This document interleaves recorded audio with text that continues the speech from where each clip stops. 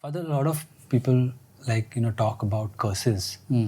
Uh, I'm not sure whether, as Catholics, do we as Catholics believe in a curse? If yes, then how does that? If someone has put a curse on us, would that open the door for demonic possession?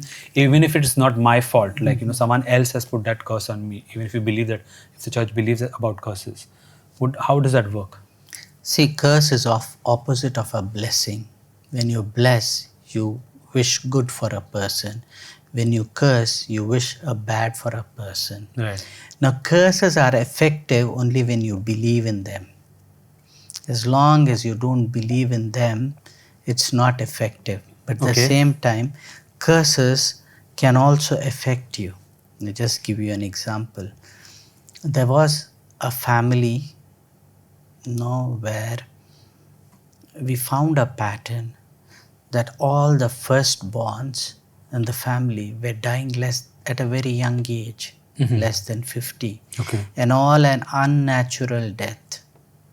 Okay, so when we prayed, we discerned, we saw it was a cause of a curse. It was a cause of a curse so the curse had to be broken or renounced. The curse was put by someone else? Someone else. Okay. And so it was affecting all the firstborns.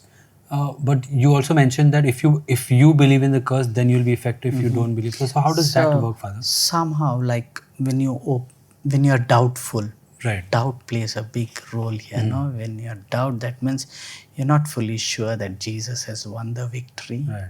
You don't fully trust in Jesus.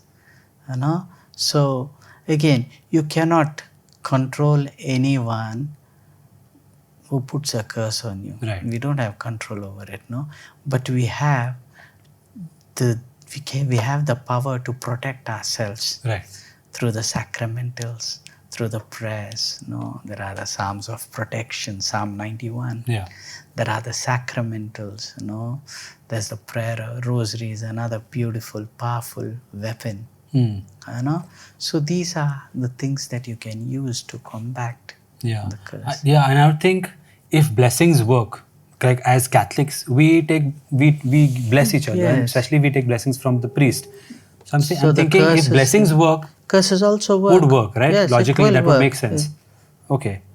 What if I curse someone out of anger without understanding the consequence? Would it still have an effect? Because words have power. Right.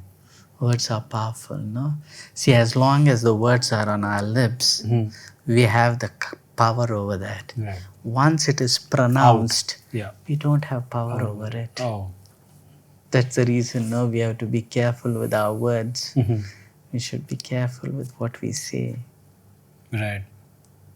That's the reason, parents, even in your anger, you should never wish bad for your children. Yeah. The more you bless your children, the more they will be blessed. Yeah. Sometimes, I don't know, back down south in happens, when the mother is angry or upset, they say, go bad. Yeah. Let earth eat you, something like that. You see, such people will always have problems with their career or whatever they do. There's no success. And mother didn't do it intentionally, but out of anger. Yeah. So anger, is it a fruit of the Holy Spirit? No. It's so under what influence did you speak it? Yeah. You were not intentionally, but when you have that anger, I'm not talking about the righteous anger. Righteous anger, right. When you have anger, it's a fruit of the evil spirit. Right. That means under which influence did you pronounce those words? See? Yeah. Okay. So that means if we violate the first commandment, even unintentionally, by mistake, without understanding it, we could still be affected, right? Okay. Like for example, like when I was a kid, I used to go and my mother used to send me to for Ganesh Visarjan and any puja that was happening. I like you, I also stayed among mostly Hindus and non-Christians. So would that be If you didn't have full knowledge about it, you're not responsible for got it.